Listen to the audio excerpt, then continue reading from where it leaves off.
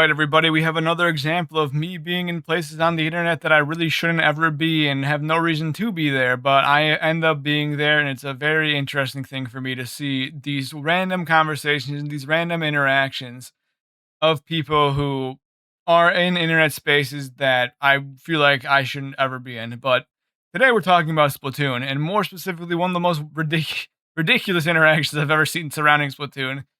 And when I show you the tweet chain, you're gonna immediately see the relevant people on the right side of people who have commented on it. And all three of these accounts, I guess there's four, but all three of the accounts shown on the relevant people are in of itself very interesting people to just even see the names of or like and see their bios. But don't ignore that entirely. Don't read it. Don't ever read it. It's not important until later, right? It's not important until later. Well, let's take a look at this little Splatoon interaction. So we have someone who's critiquing the Splatoon, the character design thing, where I guess this is translated from Japanese, so it may not be perfectly accurate because once again, it does go through Grok, and Grok just says whatever the fuck it wants. But they allegedly said the only personal gripe I had with Raiders is that the boy doesn't look like a boy at all, and when selecting wearables, no matter what I put him in or put on him, he just looks like a girl, so nothing really fits right. That said, the fact that the legs are spread during character creation but turned into a pigeon-toed stance during customization makes me wonder if maybe the only character motions are set to girl. So a little bit of a critique of Splatoon, and then someone adds on to this Yoshi guy adds on to it. In Splatoon 1 and 2, boy and girl Inklings had actual animation and outfit differences. In 3, they changed the genders to be styles to be more inclusive, especially in the West, and the male-specific animations were removed. That was brought over to Raiders, which sucks. And then this person replies, which is awesome, and only lame people care about it. If it bothers you so much, then just choose the female Inkling. Basically, just talking about how people care way too much about character customization. I'm someone who doesn't give a shit about character customization. I don't think I've ever spent more than like 1 minute or 2 minutes in a character customization screen, so I kind of resonate with this idea.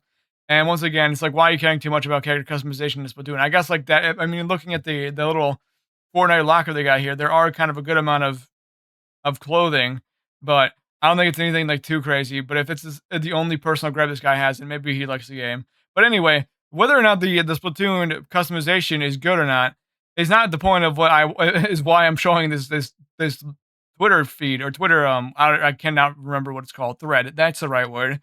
What actually needs to be mattered is what comes after this message, and it's this one right here. Splat yourself, and I'm not even going to say that word because we already know what word it's going to try to be. People like you are the reason why Splatoon gets a bad name. Let males be explicit without having to be ambiguous or feminine. I think it's supposed to be androgynous, but I don't know if this guy is the right person to talk about correct word choice. He just kind of made his own slur for I don't even know how to call it, but I don't know what to call it, like derogatorily referencing to a Splatoon person because I know they're called like Squid Kids, right? So I guess that's like the N word of Squid Kids is that one right there. So very interesting that this is a person that is putting their 2 cents into this drama. And then obviously we got a response saying, "Is your masculinity so fragile? You depend on fucking Splatoon to express it." Basically just saying like obviously this should not be representative of who you are as a person. The Splatoon character customization does not have any impact on your real life masculinity.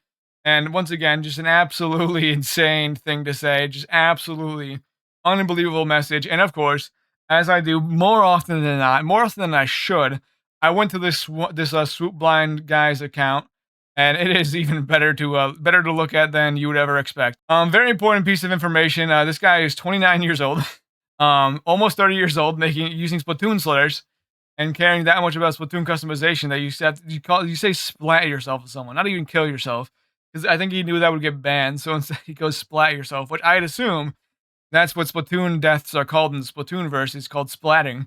I could be entirely wrong. I think I only played Splatoon 1 on the Wii U back 10 years ago or whenever when it came out. So I'm not really caught up on the Splatoon lore, but I'd assume that's what he's trying to do. And also, as you can see, the You Might Like accounts are kind of very going to be interesting. But if we just scroll down a little bit on this guy's account, obviously he's being crucified for this tag, which is really funny. Normal tweets. Hate posting Donald Trump. Very mad at him. Very mad at Donald Trump.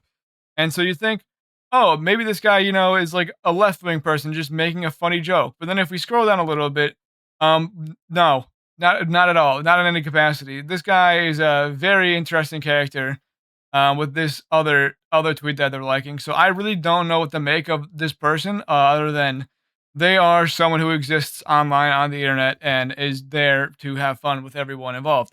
Um, it's simply unbelievable how we've gotten to the place that we've gotten. And I realize now, due to the way that I even film, or not film, such a generous term, record these videos, this account's gonna be fucked up because I do chroma key out a background so that I can get the gameplay in the background. So the green on this is gonna be messed up, but that's kind of not important. I just kind of wanted to just point that out for anyone who was wondering what the hell was going on. But yeah, this is a very interesting character overall in any capacity. It's just something that we've never ever seen before where this person exists. And I think the number one take on this guy and the number one take on this person, just how they are as a person, it can be summarized in one 5-second clip posted by another Twitter user. Splat yourself in the Splatoon slur while pushing 30. And let's just kind of take a look at what we're gonna call this person from now on. I've been a lot of things before, but I've never been a giant cracker. Basically, all you need to know about that type of take, that type of person. That's the in-depth analysis that you're gonna get from this video here. But once again, I don't know how I find myself in these situations with whatever the fuck is going on here. I guess there's the Splatoon character. The Splatoon character customization drama is crazy. I'm leaving it in that little stutter. I don't really care. Um, yeah, it's like little craziest people you've ever seen in your entire life. Even the Yoshi account kind of looked interesting too. The guy with the Yoshi profile picture. Another person I believe that might have had some interesting takes if we just like scroll down on their account a little bit. Maybe not though. We really do not know. It's just a very fun scenario to see that the Squid Kid splat yourself anti Squid Kid slur came out in little debates over character customization. It was just simply out of left field. And I just cannot believe that it's something that I was able to read. I had the good fortune to be able to read such a wonderful utilization of the syllables created by the English language. But that's kind of it. That's kind of all I wanted to talk about. It's once again just I'd hope this is not representative of the Splatoon community. I'd assume it isn't, and this is just kind of a bunch of one-off people just kind of coagulating in one area like the idiots that they are, and once again, not representative of the community. It's just an absolute hilarious thing to see, as the first thing I've seen about Splatoon in maybe like 5 to 10 years. That was probably a generous range, but I'm just not even going to be confident on whatever number I say. So funny, very funny. Unfortunate for Splatoon players that this has probably been the most motion their game has gotten on any social media in a while. But that's it. Thank you for watching. Goodbye.